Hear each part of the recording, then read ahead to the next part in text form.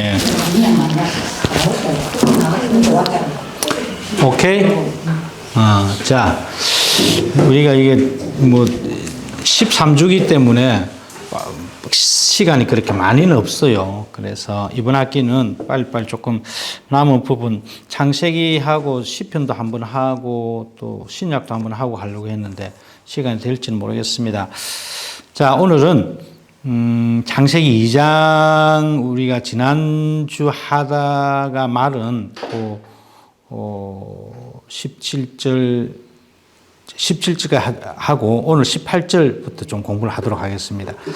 여호와 하나님 이르시되 사람이 혼자 사는 것이 좋지 아니하니 내가 그를 위하여 돕는 배필을 지으리라. 제가 뭐 강의 시간에 서너 번 말씀을 드린 것 같은데 창조 하나님께서 세상을 창조하심에 있어서 처음으로 부정적인 표현이 사용된 곳이 바로 이곳입니다. 그래서 하나님께서 사람이 혼자 있는 것을 안 좋아하셨다는 겁니다. 물론 이게 이제 남자 여자 그러니까 결혼을 해야 된다는 등 뭐 이런 식으로도 우리가 충분히 생각을 해야 되지만 어쨌든 그 기본적인 마인드는 사람이 혼자 있는 것을 하나님께서는 안 좋아하셨다. 여자가 없어서 안 좋아하셨다 이런 표현 안 했는데 원문에 보시면 그냥 being alone이니까 혼자 존재하는 그 자체를 안 좋아하시는 겁니다. 나중에 이제 결혼이라고 하는 이야기는 나중에 나오는데 여기서 그냥 18절에서 이 성경의 저자가 말하고 싶은 것은 그냥 사람이 혼자 있는 것 그것을 안 좋아하셨다는 겁니다. 그러니까 관계가 형성이 되어야 된다는 것이죠. 사람은 항상 관계 속에서의 자기의 어떤 존재가 확립이 되어야 됩니다. 내 스스로 자기 존재를 확립을 하려고 한다면 그것은 굉장히 모순이 있고 그건 비성경적이다 말씀을 해도 과언이 아니에요. 근대가 시작되면서 여러분 혹시 기억을 하시는지 모르겠는데 예를 들자면 이제 근대라고 하는 것이 언제부터가 근대냐라고 이제 많은 분들이 이야기를 하시는데 만약에 우리가 16세기, 17세기 그 근방에 이제 흔히 말해서 사람의 어떤 사고가 바뀌는데 그 하나의 전형적인 예가 이런 이야기를 하는 사람이 있어요. 나는 생각한다. 고로 존재한다. 뭐 여러분 옛날 학교 다닐 때 한번 들어보셨는가 모르겠는데 데카르트라고 하는 사람이 나는 생각한다. 그 다음에 나는 존재한다. 그러니까 내가 생각하기 때문에 존재하는 겁니다. 그러니까 여기는 나입니다. 남이 있든 없든 관계없이 내가 생각해서 생각하는 그 자체가 하나의 존재로 이어지기 때문에 굉장히 말씀을 드리자면 개인주의죠. 내가 판단해서 너가 그러면 그런 거야. 뭐 이런 식이죠. 그래서 내가 뭐 당신이 아무리 뭐라고 생각을 한들 내가 그렇게 생각 안 하면 그건 아니야. 이런 어떤 굉장히 독단적이고 그러니까 내가 아무리 생각을 하더라도 타인이 또한 어떻게 생각하는가를 우리가 항상 꿈꾸고 생각을 하고 그래서 거기서 합일점을 도출해 나아가는 것이 성경적인 어떤 삶의 방식이라고 한다면 현대인들은 그런 것보다 나는 생각한다. 내가 생각하는 그 자체 속에 나의 존재를 꿈꾸기 때문에 어떻게 보면 좀 물론 이게 다 그런 건 아니겠지만 이 논리 속에 들어있는 하나의 사상은 개인주의입니다. 내가 생각하는 그 자체가 중요하다. 이런 이제 이야기인데 근데 성경은 하나님께서 그것을 원하지 않으셨습니다. 혼자 사는 것을 하나님께서는 좋지 아니하게 생각했다. 그러니까 처음으로 하나님께서 다 좋다. 이거를 지으니까 좋더라. 3일 뭐 이렇게 좋더라 하셨는데 여기 와가지고는 좋지 않다라고 그렇게 이야기를 하시면서 돕는 배필을 지으리라라고 합니다. 돕는 배필, 돕다라고 하는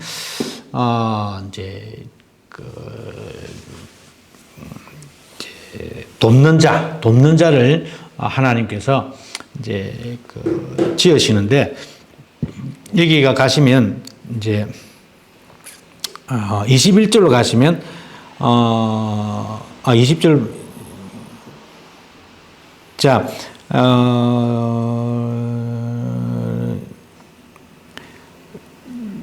그리고 20절에 가시면 그 갈빗대 하나를 취하셔가지고 하나님께서 그 돕는 배필을 하나님께서 지으십니다.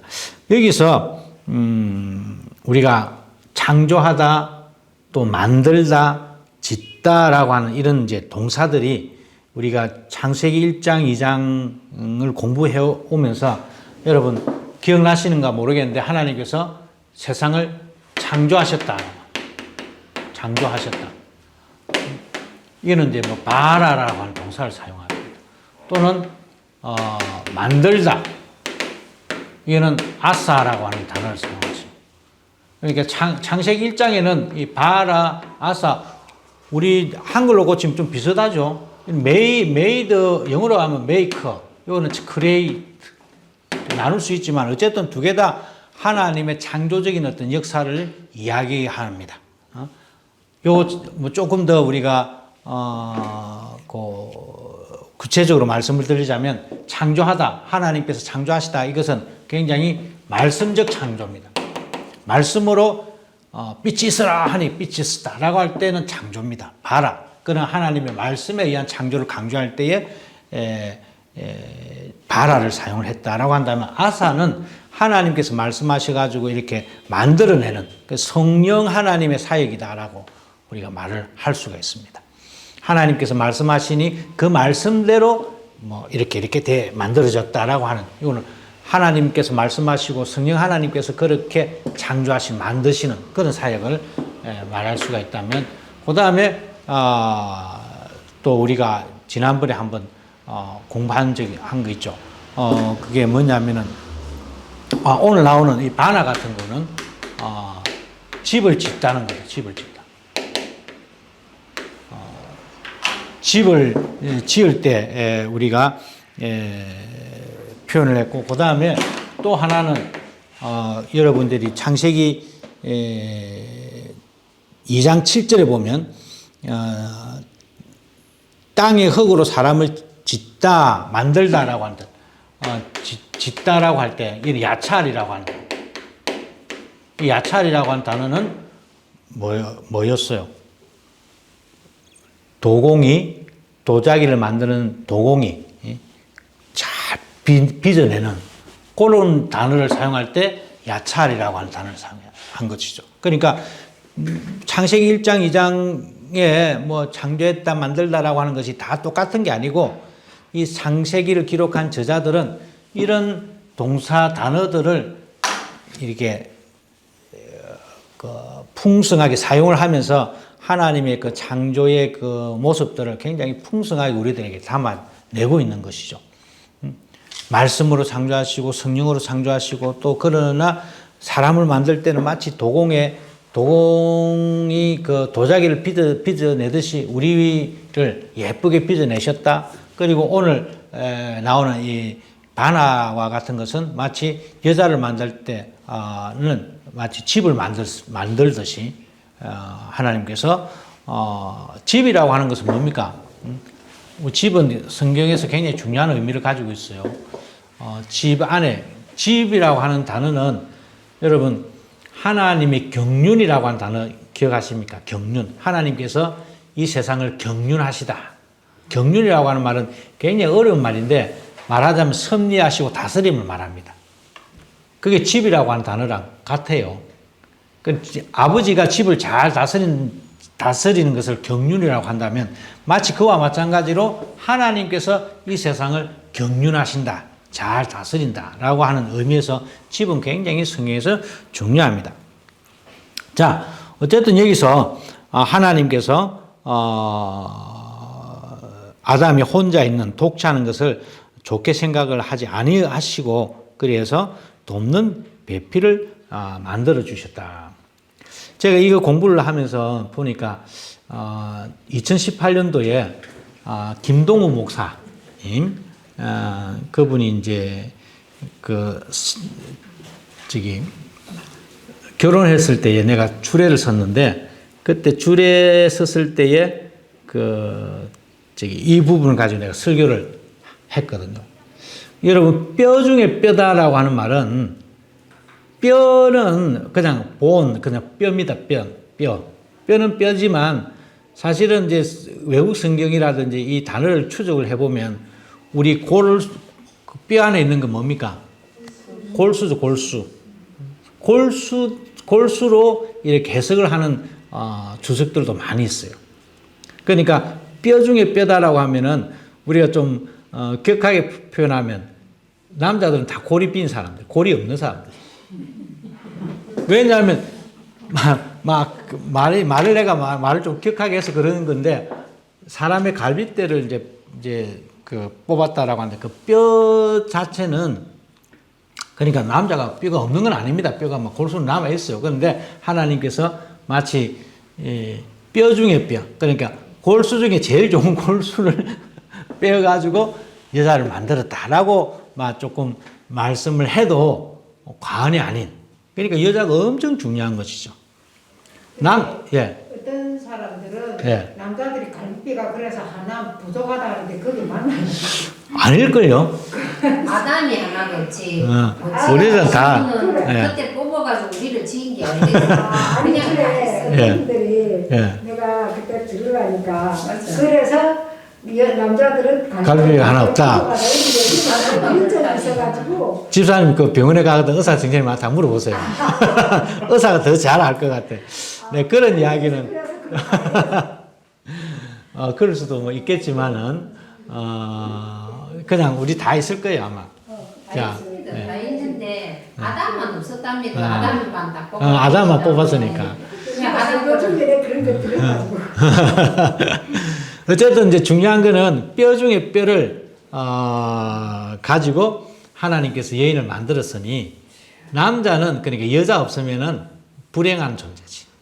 여자가 있어야 남자는 여기 이제 남자와 여자가 하나가 한 몸을 24절에 가면 한 몸을 이룬다라고 하는 말은 어떤 의미에서 남자와 여자가 하나가 될 때에 어떤 의미에서 올바른 하나의 인격체가 된다라고 하는 뜻입니다. 하나의 인격체. 요즘 현대 사회에서 결혼 안 하고 막 독신으로 많이 간다는 것은 사람 많이 가는데 뭐 그런 것들 내가 폄하할 그런 의도는 없지만 우리 성경적으로 보면은 온전한 인격체가 되기 위해서는 결혼을 해야 돼요. 분명히 결혼을 해야 돼. 그리고 남자는 아무리 자기가 잘나도 여자가 없으면 안 돼. 여자가 없으면 여자는 이제 혼자 있어도 참 이쁘게 잘 다니는데 남자는 혼자 있으면 깨제제 해가지고 뭐 나 역시 집사람이 한 일주일 어디 가고 없으면 막 그냥 세상이 귀찮고 그냥 다 그런 뭐 우스갯소리지만 어쨌든 그렇습니다. 그리고 또 하나 여러분 갈비뼈라고 하는 것은 뭐예요? 갈비뼈라고 하는 것은 이게 보호하는 구조. 그러니까 내 안에 있는 심장, 신장, 창자, 오장육부를 다 보호하는 게 이게 갈비뼈예요. 이런 의미에서 여자는 남자를 보호해주는 그런 어떤 의미도 있는 것이죠. 그러니까 여자가 없으면 남자는 보호받을 수가 없는 것입니다. 자, 그래서 이제 이 여인이 얼마나 중요하냐면은 23절에 우리 개역 개정에는 이 단어가 빠져 있는데 23절에 보면 마침내 아담이 이르되 뭐 이런 식 마침내 결국에는 이런 그 부사가 딱 들어 있습니다. 그러니까 마침내 아담이 마침내 말하기를 이는 내 뼈 중에 뼈요 살 중에 살이다라고 하는 말은 마침내 결국 인간 나는 당신 없이는 못 살겠다 뭐 이런 어떤 그런 뜻이 이제 이 가운데에 숨겨져 있다라고 하는 것들을 여러분들이 이제 기억을 하시면 좋겠습니다. 어쨌든 이 하나님께서 이제 돕는 배필을 지으셨다라고 하는. 그런데 이 돕다라고 하는 말은 여러분 남자가 위에 있고 여자는 뭐 아래에 있다. 여자는 언제나 남자를 도와주는 그런 도움이다. 뭐 이 정도로 생각하시면 안 됩니다. 금방 제가 말씀드렸듯이 남자는 여자가 없으면 골빈 사람이라. 골이 없는. 예를 들면 그 말은 뭐냐면은 여자가 반드시 있어야 된다는 겁니다. 여자의 도움이 있어야 된다는 것이죠. 여러분 이것을 우리가 도우다라고 하는 단어를 에베네셀 여러분 생각나십니까? 응? 그 블레셋과 싸워서 메시바에서 싸워가지고 이 하나님께서 우리의 도우심이 되셨다. 그래서 거기다가 돌을 세우고 하나님께서 나의 도움이 되셨다. 도움의 반석 에베네셀을 세웠잖아요. 또 성경에는 이 하나님께서 인간을 도우셔가지고 이렇게 많이 이제 그 역사하시는 모습들을 굉장히 많이 보게 됩니다.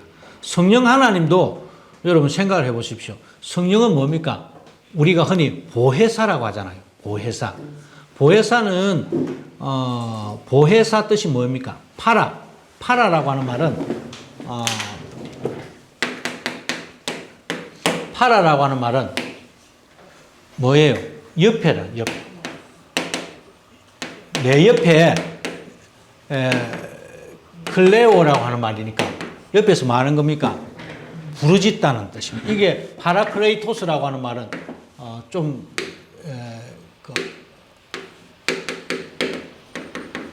변호사를 말합니다. 변호사. 우리 성경에 성령 하나님을 영어로 그 헬라어로 파라크레이토스라고 하는 말은 내 옆에서 항상 나를 어떻게 해준다? 변호해 주는 사람입니다. 변호해 주시는 분.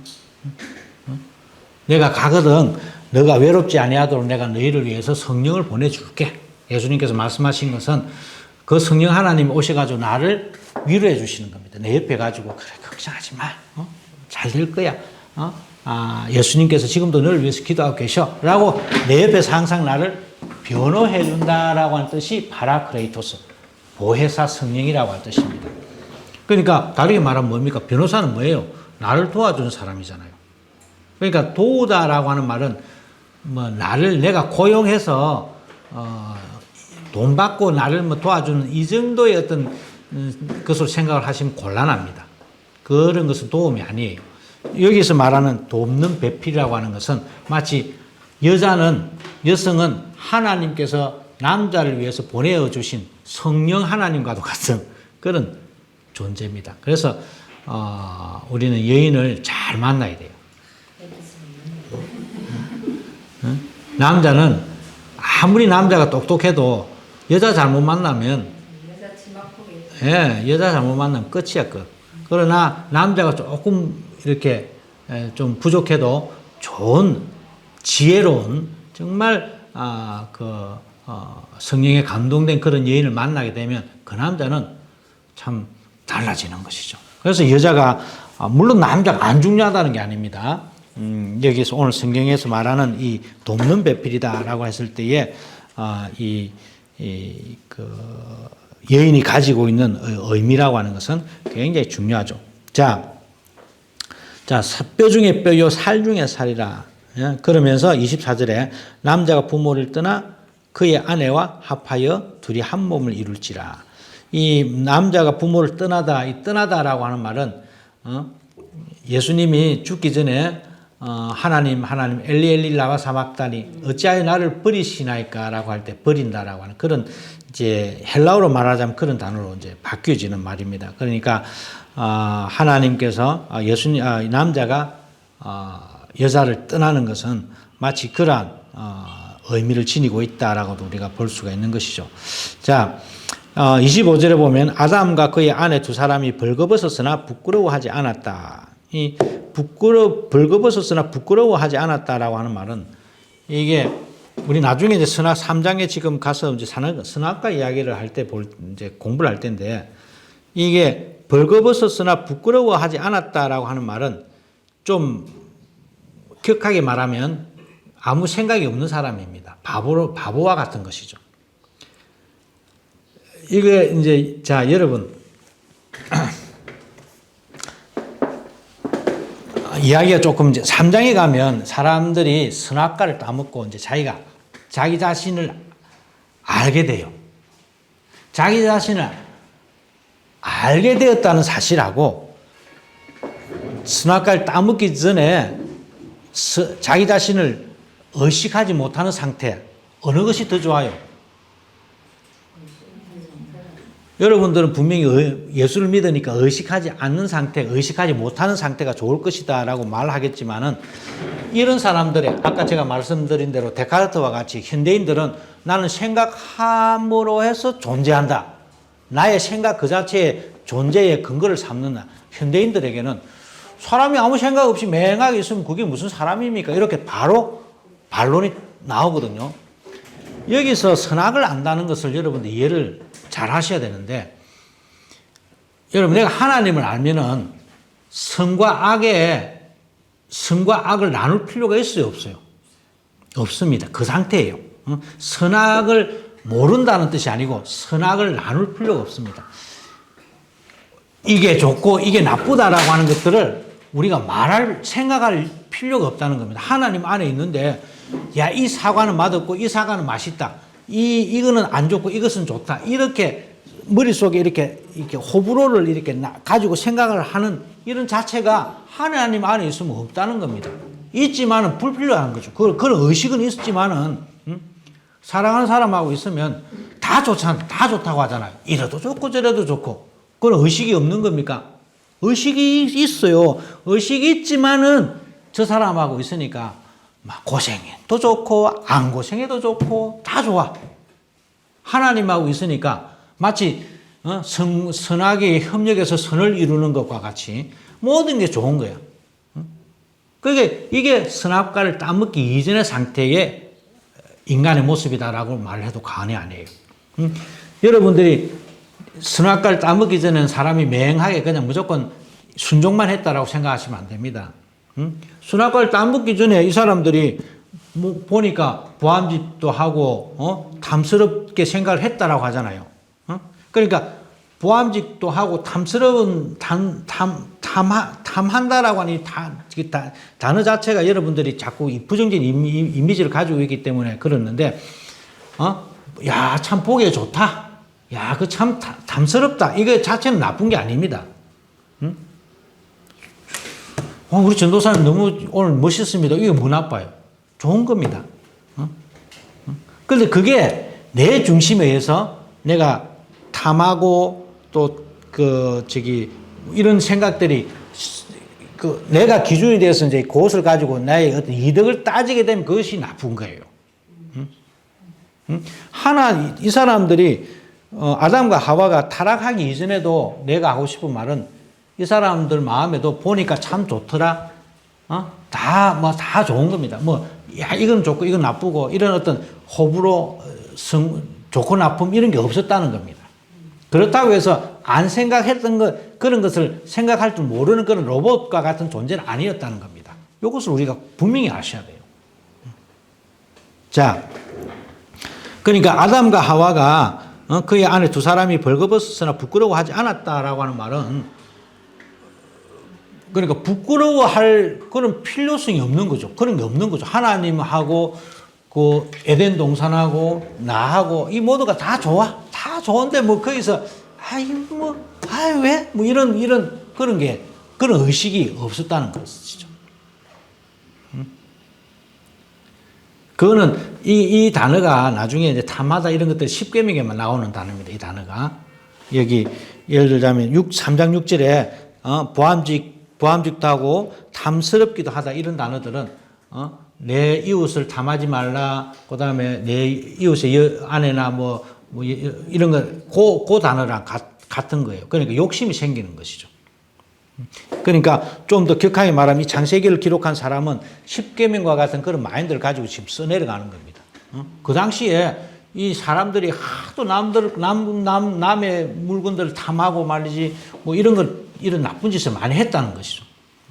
우리가 좀 더 적용을 시켜서 이야기를 하자면, 그러나 그런 마음이 없는 상태. 이 사람도 좋고 저 사람 다 좋아. 하나님 안에서 다 좋게 보이는 이런 상태. 그러니까 이 벌거벗었다라고 하는 이 자체에다가 여러분들이 방점을 찍으시면 안 되죠.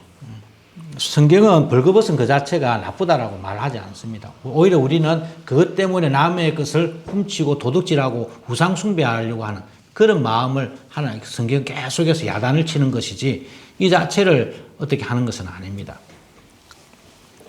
자, 25절의 이야기는 그런 뜻을 가지고 있다라고 여러분들이 생각을 하시면 됩니다. 그러니까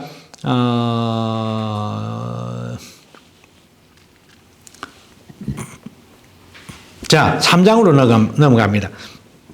2장, 3장에서 제가 2장에 들어올 때에 들어오면서 여러분들에게 말씀을 드렸는데 2장과 3장에는 하나님을 표현할 때에 여호와 하나님이라고 표현했습니다. 1장은 그냥 하나님이라고 했어요. 엘로힘이라고 했죠. 그럼 야훼 엘로힘입니다. 4장에 가면은 그럼 여호와만 나옵니다.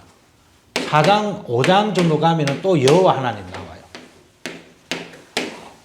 이런 식으로 이 하나님을 표현할 때에 성경의 저자가 1장에서는 그냥 엘로힘 하나님으로만 표현하다가 2장, 3장에서는 여호와 하나님 그리고 4장에 가면 여호와 또는 이제 5장에 가면 또 여호와 하나님 이런 식으로 이렇게 어떻게 보면 나누는 거죠.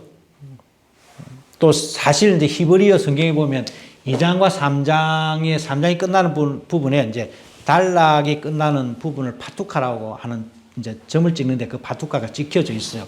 그렇게 보면은 2장, 3장은 하나의 단락이다라고 볼 수가 있는 것이죠. 하나의 단락이다.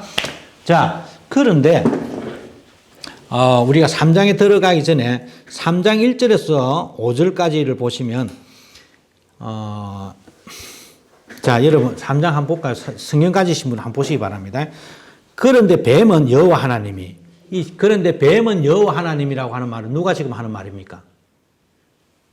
저자가 하는 이야기입니다.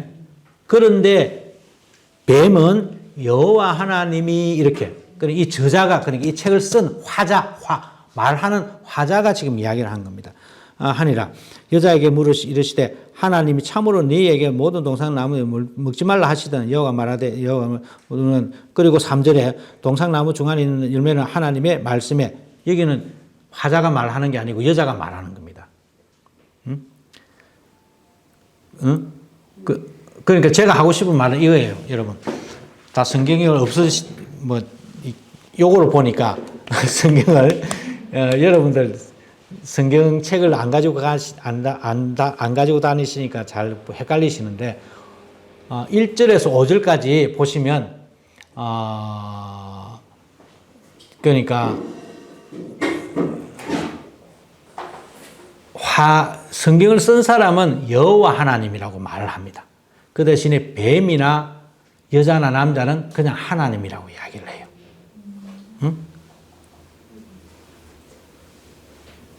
그러니까 이게 미묘하게 똑같은 거 아닙니까? 라고 하면 똑같아라고도 말할 수는 있지만은 그러나 이러한 다름을 가지고 우리가 성경을 좀 깊이 묵상할 수도 있어야 이게 성경을 잘 읽는 사람들이거든요.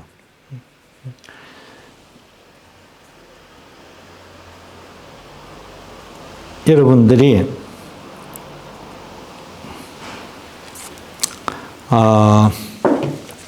예를 들자면 5절에 보면 너희가 그것을 먹는 날에는 너희 눈이 밝아져 하나님과 같이 되어 선악을 알 줄 하나님이 아심이라. 여기서 하나님과 같이 된다라고 하는 말은 하나님은 뭘까요? 자, 여러분 6장 2절 한번 가봅시다. 6장 2절. 6장 2절. 창세기 6장 2절 보시면 뭐라고 적혀 있습니까? 하나님의 아들들이 사람들의 딸들의 아름다움을 보고 이런 말입니다. 여기 하나님의 아들들이라고 할 때 이 하나님은 누구를 말할까요? 이거는 성경을 번역하는 사람들이 정말 어려운 부분인데 이 6장 2절에 하나님의 아들들이라든지 또는 3장 5절에 하나님과 같이라고 할 때 하나님 이거는 말 그대로 엘로힘을 사용을 하기는 합니다. 엘로힘. 엘로힘을 사용하지만은 엘로힘이 가지고 있는 뜻이 무슨 뜻이 있다고 그랬어요, 제가? 이거는 복수 형태로 엘로힘, 엘은 엘의 복수 형태로 지금 나오는 건데, 이 엘은 힘을 상징하는 힘 또는 권능, 권력 또는 뭐 권세, 요즘 말로 말하면 뭐 엘리트, 잘 나가는 사람 이런 뜻이에요. 아주 힘센 그 사회를 막 이렇게 국가를 이렇게 힘 잡고 흔들 수 있는 그런 어떤 힘, 능력. 그러니까 아주 힘센 사람들, 아주 능력이 있는 사람들, 뭐 이런 이야기죠. 그러니까 6장 2절에 가서 하나님의 아들들이라고 하는 말은 아주 권세 높은 권력이 있는 그런 사람들의 아들들이 여자를 탐했다 말입니다. 하나님의 아들이 뭐 이상하잖아요. 하나님의 아들들이 사람의 딸들을 타면 이거는 이제 여러 가지 이제 해석이 있을 수 있겠지만은 그냥 언어만 가지고 제가 설명을 하자면 하나님이라고 번역도 가능하겠지만은 다르게 말하면 가장 힘이 센 사람들의 아들들. 그러니까 3장 5절에 나오는 이 하나님과 같이라고 할 때 이 하나님도 마치 말을 하자면 너는 이거 먹으면 마치 하나님과 같이 힘센 잘 나가는 아주 이 세상을 딱 거머쥐고 멋진 그런 돈 많은 대통령과 같은 장군과 같은 황제와 같은 그런 사람이 될 수 있어 라고 하는 그런 뉘앙스가 이 속에 포함이 되어 있다는 겁니다.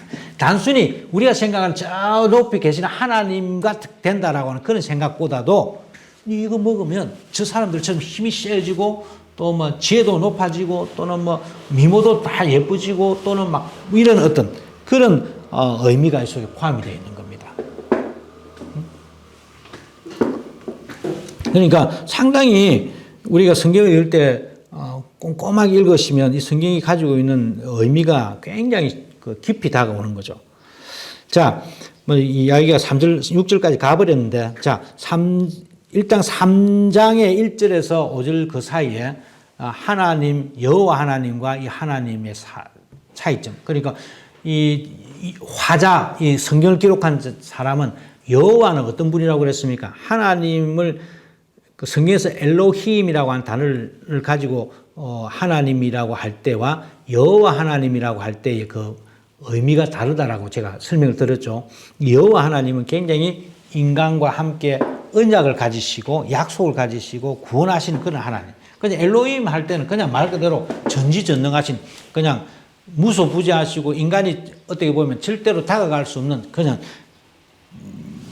마치 좀 나쁘게 말하면 전제군주와 같은 그런 하나님의 힘을 올마이티와 같은 그런 것들을 이제 표현한다라고 한다면 여호와 하나님은 그런 하나님이지만 굉장히 인간처럼 마음을 아파하시기도 하시고 인간으로 들어오셔가지고 인간과 친구가 되시기를 원하시는 그런 하나님. 그런 하나님을 말할 때 여호와라고 하는 단어를 사용한다라고 하는 것을 제가 말씀을 드렸습니다. 그러니까 이 3장에서 이 3장 1절에서 5절 여기까지는 하나님, 이 성경을 기록한 저자는 우리 하나님, 우리를 만드시고 우리와 함께 하시고 우리를 돌보시고 우리를 인도하시기를 원하시는 그 하나님이 이러이러한데 너는 자꾸만 힘세지고 제국주의와 같은 그런 어떤 탐욕을 가지고 또는 세상의 권력을 가지고 모든 것들을 다 자기 것으로 만들려고 하는 그런 어떤 세상적인 그런 어떤 힘을 가진 그런 힘 하나 신이라고 해야 되나 그런 어떤 관점에서 이 사람들 자꾸 이해를 한다는 거죠.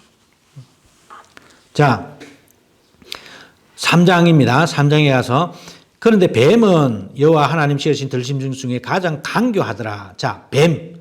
이 뱀이라고 하는 말은 나하시라고 하는 말인데 뱀 그 자체를 우리가 기독교인들 가운데서도 좀 이상한 분들이 뱀을 그냥 무조건 사탄의 상징이다.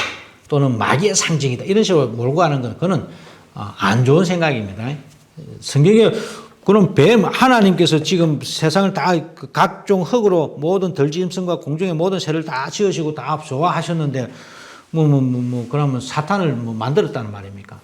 하나님 사탄을 만들지 않았잖아요. 그러니까 말하자면 사탄이 뱀 안에 들어갔는지 또는 뱀 그 자체가 어떤 나쁜 마음을 가졌는지 그거는 우리가 알 수가 없는 겁니다. 알 수가 없지만은 그렇다고 해서 여러분들이 뱀을 그냥 무조건 마귀다 사탄이다 이렇게 가져가시면 그것은 성경을 잘못 이해를 한다는 겁니다. 중요한 것은 뭐냐면 그 뱀이라고 하는 나핫이라고 하는 단어가 여러 모양으로 그 성경에서 사용이 되는데 제가 다 말씀을 드릴 수는 없지만은 이 뱀 나핫이가 동사형으로 사용이 되면 점치다라고 하는 뜻으로 사용이 됩니다. 점을 치다. 자, 점을 여러분 요셉의 그 삼촌 라반이 요셉을 가만히 보니까 야, 쟤는 우리 조카 쟤는 뭔가 좀 다르네라고 하는 것을 깨닫는단 말입니다. 창세기 30장에 가면은 30장 27절에 가니까 라반이 내가 깨달으니라고 하는 말을 사용합니다. 이 깨닫다라고 하는 말은 내가 접을 한번 쳐보니까 이놈이 복덩이네라고 하는 사실을 깨닫다는 것이죠. 그런데 이 점치다라고 하는 단어는 성경이 굉장히 싫어하는 단어입니다. 자, 여러분 레위기 19장 26절 누가 한번 읽어볼까요? 내가 읽을까? 성경 가지신 분 계셔요? 성경 가지신 분 한 분도 안 계시네. 자, 레위기 19장 26절에 점을 치지 말라. 술법을 행하지 말라. 이것은 율법에 위반하는 것이다. 여러분, 제가 지난 설교 시간에도 말했지만 현대인일수록 의외로 점치는 걸 좋아해요. 자기는 나는 과학적이고 나는 이성적인 인간이고 나는 정말 사리 판단이 분명한 그런 사람이야 라고 하면서도 돈 주고 점치러 가요. 예, 재미인데 뭐 하지만 갑니다. 제가 영국에 있을 때 보니까 영국 텔레비에서 신문에서 그날 점괘가 나와요. 한국에서도 요즘 나오던 텔레비도 나옵니다. 이건 하나님 싫어하시는 겁니다. 이 광안리 해변에 가보십시오. 타로. 얼마나 요즘 또 타로인가 뭔가 저런가 타로인가 막. 자, 신명기 요거는 우리가 한번 읽어봅시다. 신명기 18장. 예, 신명기 18장 10절.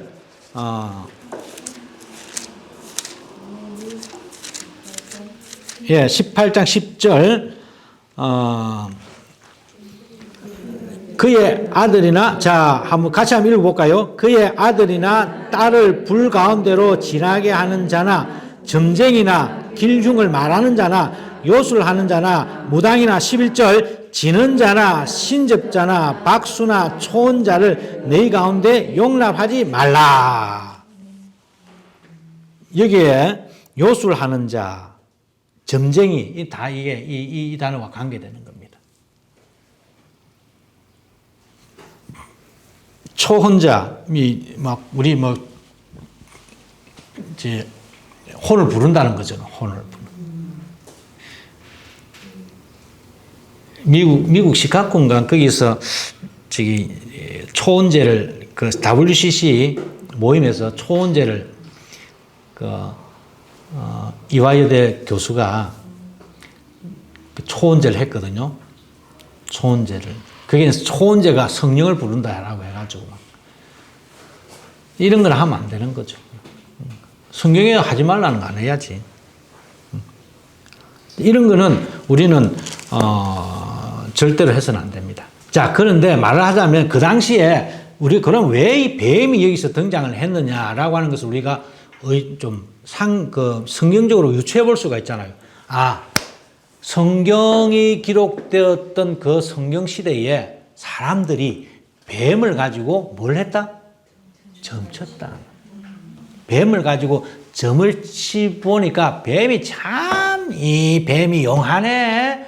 점을 딱 치니까 탁탁탁 맞아 떨어지네. 라고 하는 그런 뱀을 가지고 점을 치는 그런 행위가 그 당시에 있었다는 거라고 우리가 생각을 해볼 수 있는 것이죠. 그러니까 이 성경을 기록한 저자는 여기서 뱀이라고 하는 이 동물을 끄집어다가 뱀 그 자체를 부정하는 것이 아니라 너 인생을 점치는 인생으로 만들지 말라는 겁니다. 점을 점쳐가지고 네 인생을 네가 오늘 그렇게 뭐 가져간다는 것은 그것은 굉장히 안 좋은 거라고 하는 것이죠. 여러분 점을 치면은 결국 뭡니까? 점을 왜 봐요? 자기한테 뭔가 좋은 이 나중에 읽어보면 여기 똑같은 내가 이제 우리가 이 점이라고 하는 그 이야기를 가지고 읽어보면 결국은 선과 악을 이 여자가 이 선악과를 따먹게 되는 것도 결국은 자기 점을 치는 겁니다. 말하자면 자기 점을 치는 거예요. 자기 점을 치는 겁니다. 왜? 여러분 이게 먼저 우리가 왜 뱀이 그 여인한테 접근을 했어요. 근데 뱀은 하나님께서 중앙에 있는 이 동산에 있는 나무들 가운데 이런 나무는 먹지 말라라고 하는 소리는 뱀은 우리가 성경적으로만 보면 여러분 한번 볼까요? 19절에 2장이라고 하는 이 관점에서만 딱 보면은 여호와 하나님이 흙으로 각종 덜짐승과 각종의 새를 만드셨습니다. 뱀은 이때 만들어진 거예요. 그런데 16절에 보면 여호와 하나님이 그에게 명하여 이르시되 각종 나무의 열매는 너가 마음대로 먹되 선악을 알게 하는 나무는 먹지 말라라고 했잖아요. 말하자면 뱀은 이 소리를 못 들은 겁니다. 그죠? 뭐 우리가 성경적으로 이거 뭐 말 좀 이상하지만 성경적으로만 보면 하나님께서 사람에게 이 명령을 하고 뱀은 이런 걸 몰라요. 그런데 뱀은 어디선가 이런 소리를 들은 거야. 여자가 맨날 뭐 불평을 했던 소리를 들었는지 내가 모르겠는데 어쨌든 이걸 들은 겁니다. 그리고 뱀은 그 소리를 듣고 이 여자에게 접근을 하는 거죠. 자, 여자는 이 소리를 들었어요? 안 들었어요? 안 들었습니다. 아담만 들었어요. 아담만 들었는데 아담이 여보 우리가 이거 먹는데 다 먹어도 돼. 그런데 요 나무 먹지 마. 요렇게 말을 했는지 아이고 우리 하나님은 다 먹지 말란다. 그래도 자기 나름대로 해석을 해서 여인에게 말을 했는지 우리는 몰라요. 그런데 유추를 해보면 이 여인이 자 먼저 뭐 이야기가 조금 빨라지는데 3절에 보시면 덜심중 중에 가장 강교하더라. 뱀이 여자에게 물어 이르되 하나님이 참으로 너희에게 동산 모든 나무의 열매를 먹지 말라 하시더냐. 이 뱀의 이야기는 이런 말이잖아요. 하나님께서 정말로 동산 모든 나무의 열매를 먹지 말라고 하시더냐라고 말합니다. 그죠? 그런데 자 3장 1절 말씀하고 16절 이르시되 동산에 있는 각종 나무의 열매는 내가 이미 마음대로입니다.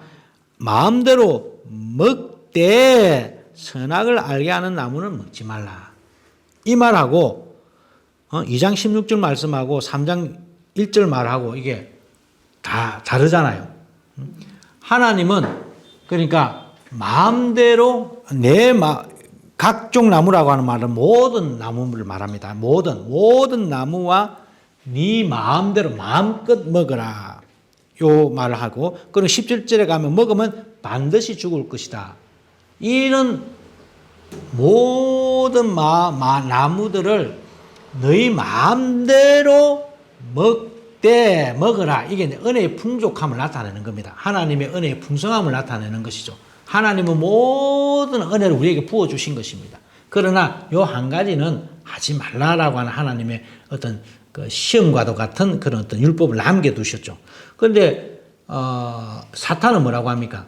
모든 나무의 열매를 먹지 말라라고 하더냐라고 하는 말은 하나님의 은혜를 완전히 적극적으로 부정하는 겁니다. 네 인생 잘 살아왔어. 나도 내 인생 이제 60이 되면 나 60 동안 잘 살아왔는데 어느 날 한 번 내가 좀 아팠어. 봐라. 하나님이 안 사랑하는 사람. 그럼 뭐 아무리 고하면 뭐해? 너 결국 암으로 죽는다. 니 그거는 뭐 하나님 니 사랑 안 하는 거하고 똑같은 거 아니야? 마치 니 그 사람 이 고난이라고 하는 이 고난 하나에 때문에 모든 하나님의 은혜를 깡그리 부정해버리는 그런 것이 이 뱀이 가지고 있는 강교함입니다. 강교하다라고 하는 말은 이 사실은 지혜롭다라고 하는 말하고 같은 거예요. 아로움이라고 하는 말인데 이게 중간적인 거는 중성적인 단어예요. 중성. 좋은 사람이 좋게 사용하면 그건 좋은 거야. 그런데 이거를 지혜도 여러분 안 그렇습니까?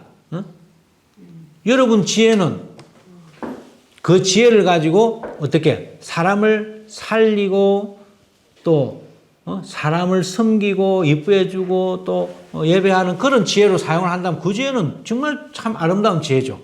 그런데 지혜를 가지고 우리가 저 나쁜 짓 잘하는 사람을 보고 지혜롭다 합니까? 뭐라고 합니까? 뭐 지혜롭다 안 하잖아요. 그거는 저놈은 참 머리가 좋은데 뭐 하면서 뭐 영악하다든지 뭐 나쁜 말로 표현하잖아요. 여기도 정말 뱀이 정말 좋은 이제 그 지혜를 가졌다라고 하면 호크마. 성경에는 지혜라고 하는 말을 또 다른 말도 있습니다. 호크마라고 하는 단어도 있어요. 지혜. 그런 좋은 단어를 사용을 안 하고 여기는 굉장히 나쁜 강교하다라고. 그 강교한 게 뭡니까? 하나님의 은혜를 부정하게 하는 겁니다. 이게 강교한 거고 이게 뭐 우리가 신약적으로 말하자면 사탄의 속삭임입니다. 우리 이영자 집사님 요번에 암 잘 딛고 일어섰어요. 그런데 만약에 자기가 하나님 그리 잘 믿었는데 왜 내 인생에 이런 아픔이 다가왔지? 그러면서 자기가 이때까지 살아왔던 인생의 모든 것을 다 부정해야 합니다. 하나님 은혜까지 다 부정해버립니다. 그렇게 다가오는 게 사탄이에요. 사탄의 트릭은 이게 사탄이 말하는 지혜, 강교한 겁니다.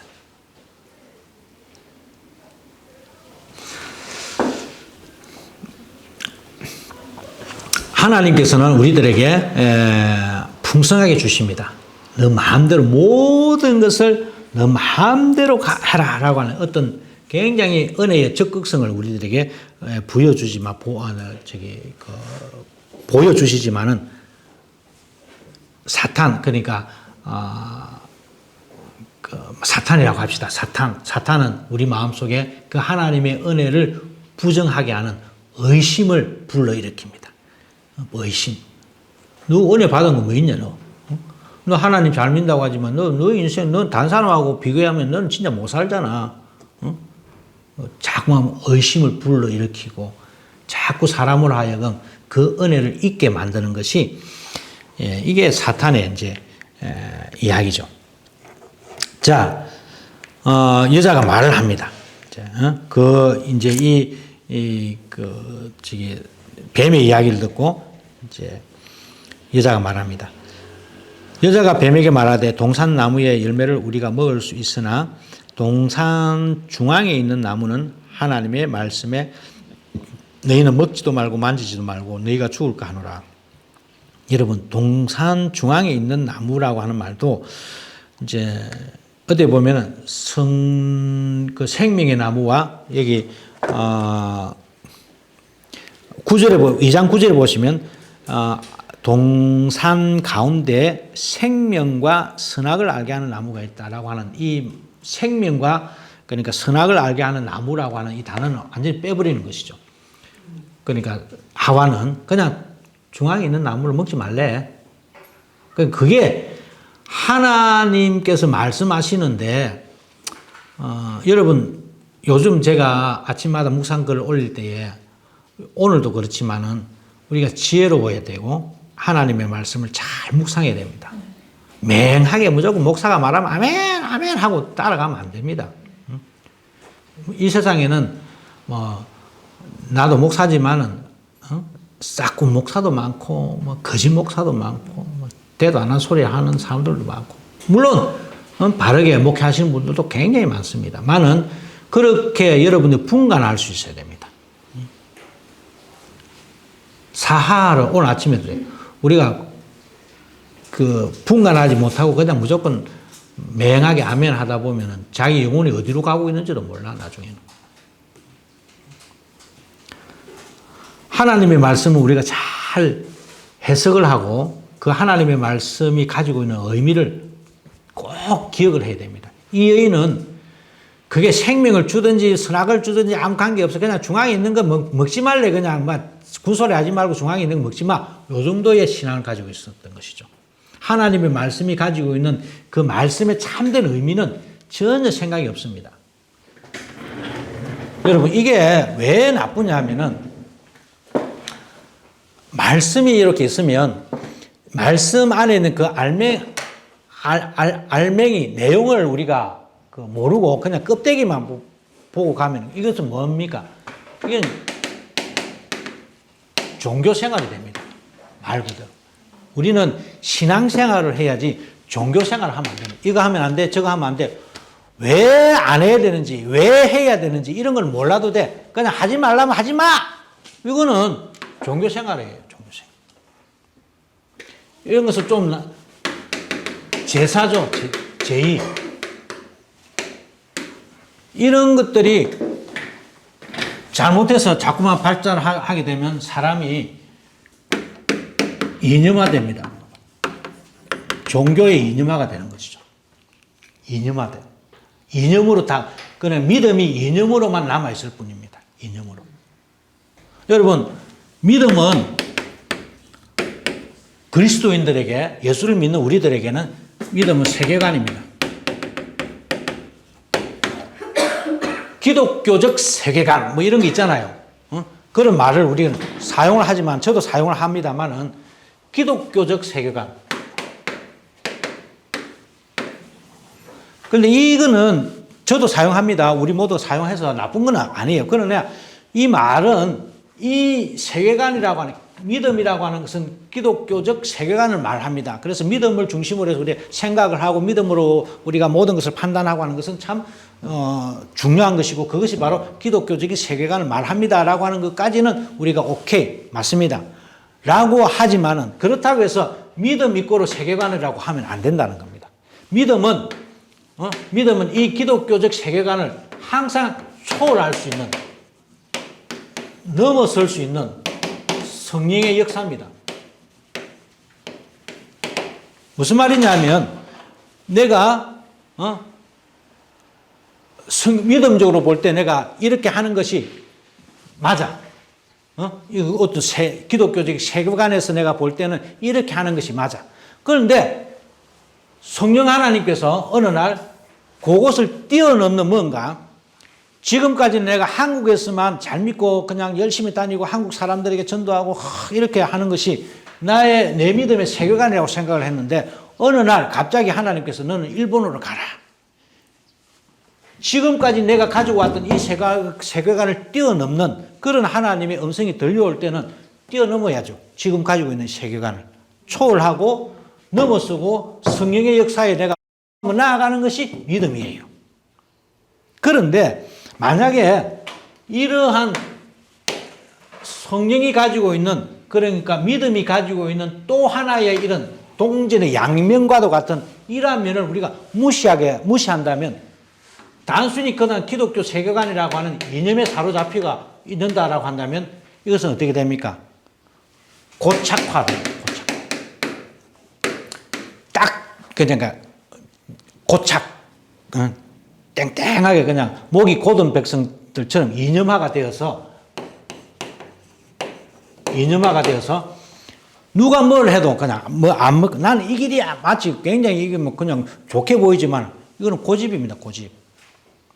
여러분, 요즘 제가 읽는 책 중에 어떤 사람이 이런 이야기를 해요. 이단은 뭐예요? 이단은 우리 기독교 안에서 잘못된 가르침 이단이라고 합시다. 이교는 뭐예요? 뭐 불교라든지 이슬람이라든지. 이교가 무서워요? 이단이 무서워요? 그렇죠. 어떻게 보면 이단이 더 무섭습니다. 사실은 이교 때문에 싸우진 않습니다. 이교 때문에. 이단 때문에 싸우지. 이단 때문에. 그래서 그 사람은 모든 불관용, 관용하지 않는 것, 관대하지 않는 것, 그 다음에 광기 또는 뭐 이런 모든 단어들은 다 종교에서 나온답니다. 종교를 가진 사람들이 관용이 없고 광적인 신자가 되기도 하고 또는 원리주의자가 되기도 하고 이런 것들은 다른 데서는 없고 종교인들이 가질 수 있는 단어라고 합니다. 제가 이 이야기를 듣고 야 이걸 읽으면서 야 그렇구나. 종교인들일수록 자기가 열심히 잘 믿는 사람일수록 보면은 관용이 참 관용한 것처럼 보이지만 안 관용해요. 자기는 안 그렇다라고 하면 광적으로 막 그냥 예수를 믿되 광적으로 예수 믿으면 안 됩니다.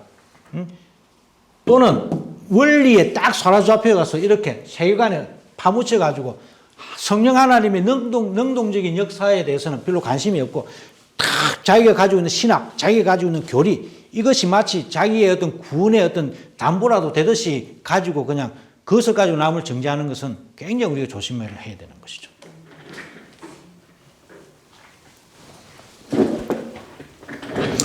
자, 여기에도 이 하와가 하나님의 말씀을 우리가 해석을 할 때에 하나님의 말씀을 묵상할 때도 그냥 겉에 있는 것만 자기는 기억만 하고 있는 것이죠. 뭐 그게 뭐 생명을 주는 것이지 선악을 주는 것이지 그건 전혀 관계없지. 마치 칠해만 하는 표면적인 그런 종교인에 지나지 않았다라고 하는 것들도 우리가 한번 여기서 읽어볼 수가 있다는 겁니다. 자, 그 다음에 3절에 보시면 하나님의 말씀 너희는 먹지도 말고 만지지도 말라. 여기 이제 자기 이야기를 추가를 합니다. 만지라고 하는 말은 아예 하나님께 말씀도 안 하셨는데 그러니까 하나님의 말씀에 첨언을 하는 것이죠. 죽을까 하노라. 근데 4절에 보십시오.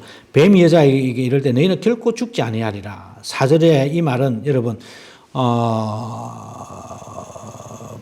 17절에 2장 17절에 반드시 죽으리라라고 하는 말에 대한 철저한 거부입니다. 하나님은 반드시 죽을 것이다 라고 말했는데 사탄은 뭐라고 합니까? 반드시 죽지 않을 것이다 라고 말을 하잖아요. 완전히 뭐 정반대의 이야기를 하고 있는 겁니다. 그러니까 이 사람들이 하는 이 뱀이 하는 말은 결국은 인간의 어떤 생물학적인 죽음을 말을 하는 거죠. 그냥 말 그대로 숨이 딱 넘어가는 그런 생물학적인 죽음을 말하는 거고 하나님께서는 반드시 죽을 것이다 라고 하는 말은 이것은 하나님과 너와 내 사이에 이제 관계는 끝난다. 이거 먹기만 먹으면 너하고 나하고 관계가 없어. 뭐 예를 들자면 그런 어떤 신앙적인 측면에서의 이제 그 죽음을 이야기를 했다라고 한다면 3장 4절은 너희가 결코 죽지 아니할 것이다 라고 하는 이 뱀의 이야기는 생물학적인 죽음을 이야기를 합니다. 사실 죽지 않거든요. 사실 죽지 않았다라고 하는 의미에서 뱀은 아주 간사한 놈이죠. 자, 너희가 그것을 먹는 날에는 너희 눈이 밝아져 하나님과 같이 되어 선악을 알 줄 하나님이 아심이라. 이 눈이 밝아진다라고 하는 말도 여러분 이것을 읽는 사람들이 대개가 다 그럼 지금은 아담과 하와가 눈이 안 밝아져 있는 상태다라고 생각을 하는 사람들이 많은데 아닙니다. 이미 밝아져 있어요. 아까 제가 그랬잖아요. 2장 25절 이야기할 때 우리가 다 벗고 있으나 부끄럽지 않았다라고 하는 말은 눈이 밝아져 있는 상태입니다. 그래서 선과 악에 나눌 필요가 없어요. 이게 나쁘다, 이게 좋다, 이게 말할 필요, 그런 구별하는 것 자체, 다름이 그런 것을 차별하는 그 자체를 이 마음에는 그런 게 없었다는 것이죠. 그런 게 없었다는 그 자체가 눈이 밝아진 상태입니다. 영적으로 아주 올라간 상태죠. 그런데 이 눈이 밝아져 너가 하나님과 같이 된다라고 하는 말, 아까 제가 말씀드린 대로 네가 더 뭔가 힘 있는 사실 어떤 학자가 이런 이야기를 해요. 여기에 남자는 하나님께서 이게 이제 맞는 해석인지는 모르겠는데 참 재미가 있는 해석인데 남자는 하나님께서 하나님의 형상대로 만들었어요. 여자는 하나님의 형상대로 안 만들었다. 응? 그럼 물론 하나님의 형상대로 안 만들었다라고 하는 이야기는 없지만, 그러나 하나님께서 남자의 갈빗대를 가지고 여자를 만들 때도 여자도 분명히 하나님의 형상대로 만들었다라고 우리는 믿지만은, 그러나 성경에는 그런 기록이 없잖아요. 그런 기록이 없으니까 아마 이 여인은 자기 자신에 대한 자아의식이 부족했다. 그래서 항상 자기 나라는 존재, 진짜 나의 참된 내 모습을 찾아가기를 그런 굉장히 사모하는 그런 존재가 여인이었다. 그래서 뱀이 이 여인에게 접근했을 때에 뱀이 싹 여인이 그렇게 빨리 남자보다도 넘어갈 수 있었던 것은, 이 여인이 항상 뭔가 참된 자기의 모습을 추구하고 더 나은, 그래서 좀 다르게 말하면 더 나은 어떤 여인의 모습, 아름다운 모습, 뭐 이런 것들을 막 추구하려고 하다 보니까 이렇게 되었다라고 그렇게 해석을 하시는 분들도 있더라고요. 상당히 일리가 있는. 자, 그렇게 해서 이 여인은 정말 미스 코리아 같은 미스 코리아, 미스 유니버시티, 이런 어떤 그런 어떤 그 여인이 되려고 막 했다라고 하는 그런 마음이 있었다는 것이죠. 자, 여기까지 왔는데, 이 6절을 보니까, 그 나무를 본 적 먹음직도 하고 보암직도 하고 지혜롭게 할 만하게 탐스럽기도 해서, 이 여인은 그 열매를 이제 먹게 됩니다. 여러분, 우리가 지금 3장 1절에서 이 6절 여자가 따먹는 데까지 오는데, 보시면, 꼼꼼하게 읽으신 분들은 아마 딱 이게 딱 오실 것인데, 자, 3장 2절에 한번 보시면 이런 이야기를 합니다. 여자가 뱀에게 말하되 동산 나무의 열매를 우리가 먹을 수 있는, 우리라고 하는 복수형, 우리가, 너희가라고 하는 단어들이 복수형이 자꾸 사용이 됩니다. 이런 이야기를 가지고 우리가 무엇을 생각해 볼 수 있냐면, 지금 뱀이 여인과 같이 이야기를 하고 있는데 그 여인 옆에 남자가 있었다는 겁니다. 그러니까 남자가 있었는데, 남자가 뱀하고 여인하고 이 둘이서 이야기를 주고받을 때에 이 남자도 안 그렇지, 하나님 그거 말씀하신 거 아니야, 그거 아니야, 이렇게 여인을 이렇게 이제 바르게 여러 가지를 해석해 볼 수 있어요. 하나님께서 남자에게 너희가 임의대로 모든 것을 먹되 이것은 먹지 말라라고 하는 그 하나님의 말씀을 다음에 여인한테 이제 가르쳐 때, 하나님 요번에 내한테 이런 말씀 하셨는데 다 먹으래. 근데 요것만 먹지 말래. 아니면은 다 먹으면 안 돼. 그러니까 요것만 먹어야 돼. 어떤 식으로 여인에게 가르쳐 줬는지 몰라요. 남자가 여인에게 뭔가를 하나님께 말씀하신 그 내용들 전달했을 것이다 말입니다. 전달할 때 어떻게 전달했는지는 모르겠습니다만 전달했을 것이다 라고 하는 것들이 하나의 우리가 생각해 볼 수 있는 것이고, 또 하나는 뱀이 여자에게 이야기를 할 때에 남자가 설령 바르게 가르쳐 줬다고 할지언정, 지금 이 순간에 뱀하고 이야기할 때 중간에서 남자가 그건 아니지 라고 말을 안 끄는 것은 이 남자 역시 내심 그런 마음이 있었다라고도 우리가 볼 수가 있는 것이죠. 고리비스 있게 따라갔기 때문에 맹하게 그냥 여자 좋다고 따라간 거예요. 모르지. 자, 어쨌든 이 우리라고 나옵니다. 그러니까 아담과 하와가 어떻게 보면 여기서 여러분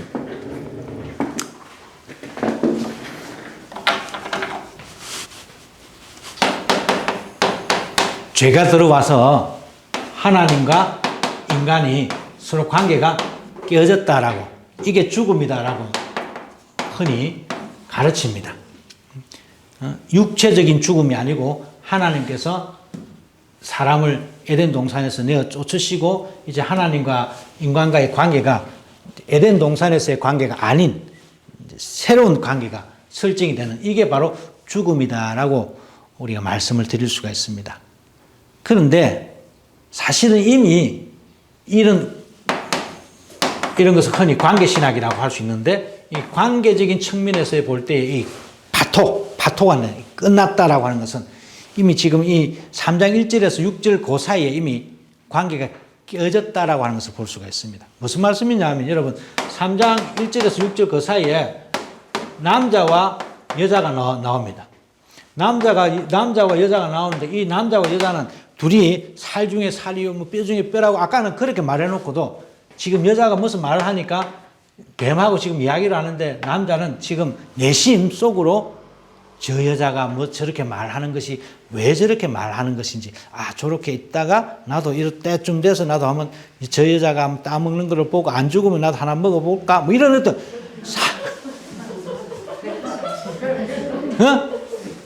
야, 너가 한번 먼저 먹어봐. 이 말은 대놓고는 못 하잖아요.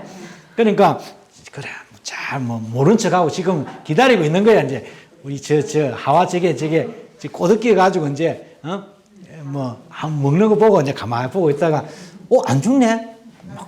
나도 한번 먹어봐야 돼. 이미 어떻게 보면 여기에 남자와 여자의 어떤 관계가 틀어져 있는 것이죠.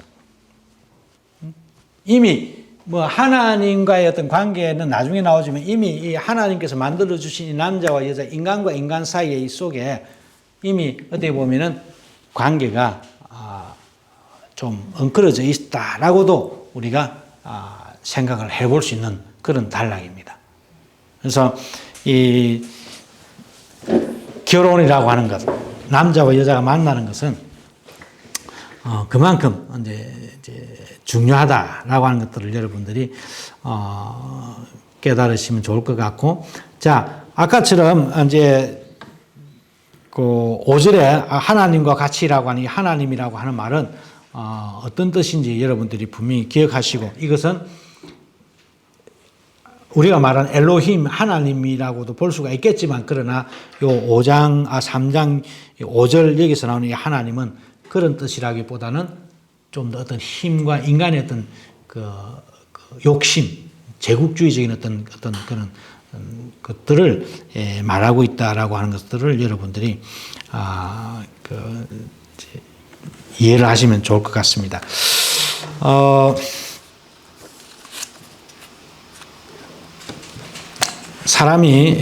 이 여인이 6절에 보면 보암직도 하고 탐스럽다라고 하는 말씀도 제가 아까 말씀을 드린 대로 이 하와의 이 행위는, 그러니까 십계명에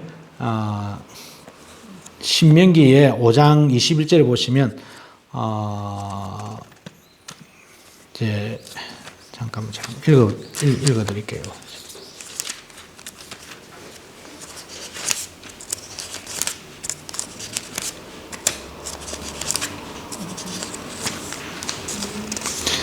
내 이웃의 아내를 탐내지 말라. 내 이웃의 집이나 그의 밭이나 그의 남종이나 그의 여종이나 그의 소나 그의 낙이나 내 이웃의 모든 것들을 탐내지 말라라고 하는 이 단어 속에 이 두 단어가 다 들어가 있어요. 그래서 보다라고 하는 말이나 탐하다라고 하는 말은 동일하게 이렇게 사용이 되고 있습니다. 그래서 이 사람이 죄를 지은 것은 결국 남의 물건을, 남의 것을 탐하는 그런 어떤 관점에서 충분히 이제 우리가 이제 이해를 할 수가 있다는 것입니다. 그래서 사람이 이제 나중에 우리가 오늘 시간이 이제 없어서 이제 안 되지만 다음 시간에 보면 하나님께서 이제 이 사람들을 이제 가죽 옷을 지어 입히시고 그러기 전에 이제 이 사람들이 먼저 무화과 잎을 가지고 자기들 엮어서 이제 치마를 만드는데, 여기서부터 인간은 결국은 자기 자신을 위해서 존재하는, 자기 자신을 위해서 엮어 만드는, 창조하는 그런 이제 자기 중심의 존재가 되어버리는데, 결론적으로 그런 것이죠. 자기 욕심을 따라 사는 것입니다. 자기 욕심을, 인간이. 이 성경이 기록된 그 시대 자체가 나라와 나라가 싸울 때도 자기 나라, 항상 제가 말씀드린 대로 어떤 제국주의적이고 그런 관점에서 사람을 핍박하고 박해하고 노예를 잡아가고 그런 모든 것들에 대해서 이 성경 자체가 아니다. 우리 서로 사랑하고 서로 섬기면서 서로를 우리가 이웃을 보살피는 그런 백성으로 그런 여호와 하나님이 우리에게 그런 것들을 요구하고 계신다라고 하는 것들을 계속해서 깔고 가는 겁니다. 그래서 이 성경 공부를 하시는 분들도 단순히 이것을 어떤 영적인 차원에서만 계속 공부를 하시려고 하면은 이해를 하시려고 하면은 항상 제가 말하듯이 그런 영적 해석은 우리로 하여금 굉장히 우리의 신앙을 내면화시켜 버립니다. 내면화시켜 버려요. 그래서 세상에서 일어나는 어떤 이런 것보다 그냥 하나님과 나와의 관계 속에서 모든 것을 다 용해시켜 버리는 것이죠. 그거는 결코 하나님이 원하시는 거 아닙니다. 오늘 본문에서도 나오듯이 이런 이야기들은 다 그 당시에 성경을 기록했던 저자들이 놓여 있었던 그 시대적인 상황들을 다 반영하고 있는 것이고, 그런 단어 하나하나가 오늘날 우리들에게 우리가 어떻게 그리스도인으로서 하루하루 삶을 잘 살아갈 수 있느냐라고 하는 것에 대한 하나의 그 이정표와도 같은 것이니까, 여러분들이 오늘 제가 말씀을 드렸던 이런 단어들을 주목하시면서 우리가 살 때도 자꾸만 내 마음속에 예를 들자면 의심이 생기고 또 그런 것들은 데피니트리 이게 사탄이 하는 겁니다. 사탄이. 아까 제가 말씀드렸듯이 이 사탄은 하나님께서 주시는 모든 은혜를 깡그리 부정하는 것이 이 사람의 이들의 강교함입니다. 지혜로움이죠. 그러나 우리는 하나님 은혜가 아니면 우리가 살 수가 없어요. 하나님 은혜가 없습니다. 그래서 하나님의 은혜를 부정하려고 하는 그런 마음이 여러분들 가운데 생긴다면은 여러분들이 굉장히 깨어서 기도해야 되고, 하나님은 항상 우리들에게 모든 것을 네 임의대로, 즉 너 마음대로 마음껏 먹고 마시고 할 수 있는 그런 풍성하신 하나님이심을 꼭 기억하시기 바랍니다. 절대로 해서는 안 된다 이런 어떤 종교적으로 제의적인 어떤 종교신앙을 생활을 해서는 안 되고, 항상 삶의 예배를 드리는 삶 속에서 하나님을 더욱더 닮아가는 그런 여러분들이 되시면 참 좋겠습니다. 자, 오늘은 이것으로 마치겠습니다. 감사합니다.